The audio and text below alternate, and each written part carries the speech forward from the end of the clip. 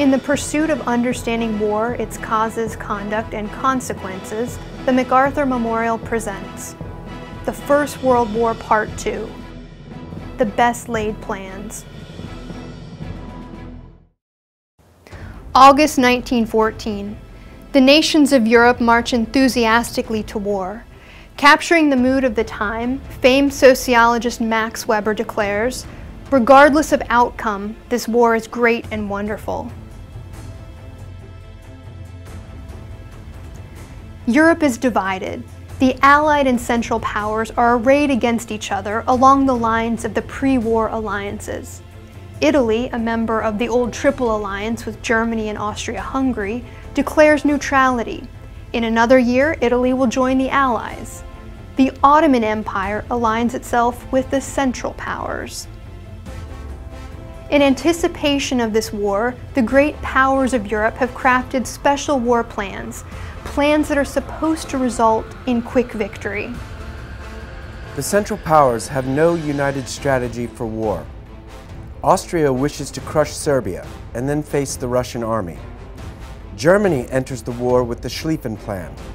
Crafted before the war by Count Alfred von Schlieffen, chief of the German General Staff from 1891 to 1906, this plan anticipates a two-front war in which Germany is surrounded by France and Russia. The Schlieffen Plan answers a critical question: which enemy must be defeated first? To Schlieffen, the answer was clear.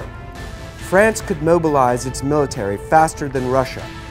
He states, "Germany must throw itself upon one enemy, the strongest, most powerful, most dangerous enemy, and that can only be France."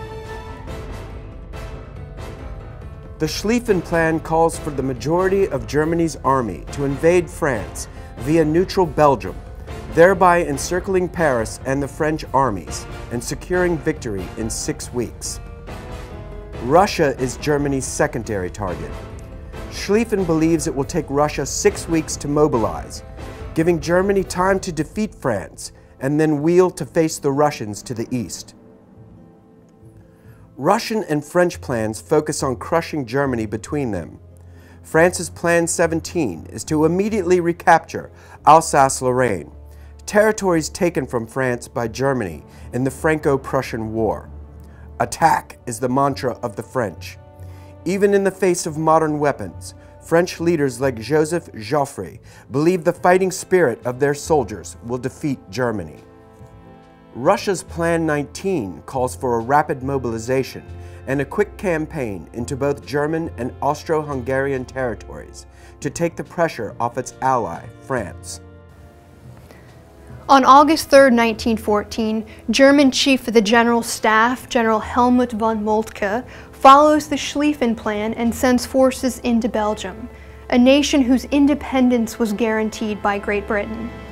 In response, Great Britain enters the war. Adhering to a strict timetable, the Schlieffen Plan does not foresee the determined defense of King Albert I of Belgium. Although he is a nephew of Kaiser Wilhelm II, Albert refuses to give the German army passage through Belgium. Albert and his tiny army make a stand at Liège and manage to temporarily delay the German advance into France. France activates Plan 17 and begins its invasion of Alsace-Lorraine, oblivious to the German invasion through Belgium. The Germans draw them into a trap and then hurl them back at great cost to the French. With Plan 17 in ruins, Joffre now realizes the main German thrust is coming through Belgium and rushes forces north, where Sir John French has landed with 100,000 men of the British Expeditionary Force.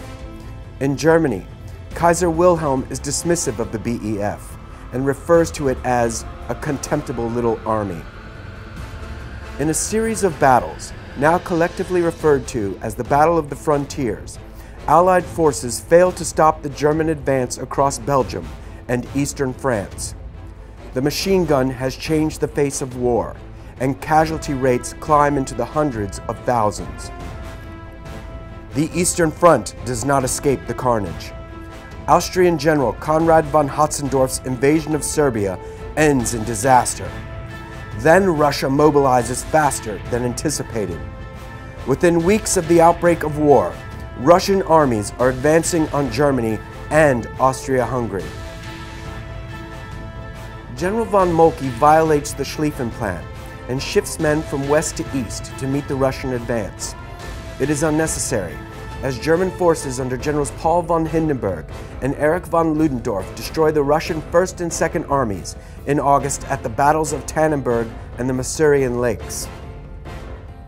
By early September, the German army is nearing Paris. In panic, the French government leaves the city and orders are given to destroy the Eiffel Tower, a major radio transmitting hub, if the Germans capture the city. French General Joseph Joffre is unshaken. He is confident that the Allied armies can turn back the German invasion and calmly awaits an opportunity.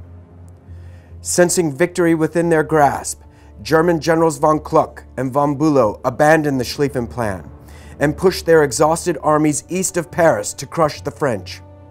Their actions create a large gap in the German lines. This gap will provide General Joffre with his opportunity. The stage is set for the famous Battle of the Marne. After only 1 month of warfare, there have already been hundreds of thousands of casualties, and it is becoming clear that pre-war plans on paper have fallen apart in the face of actual combat.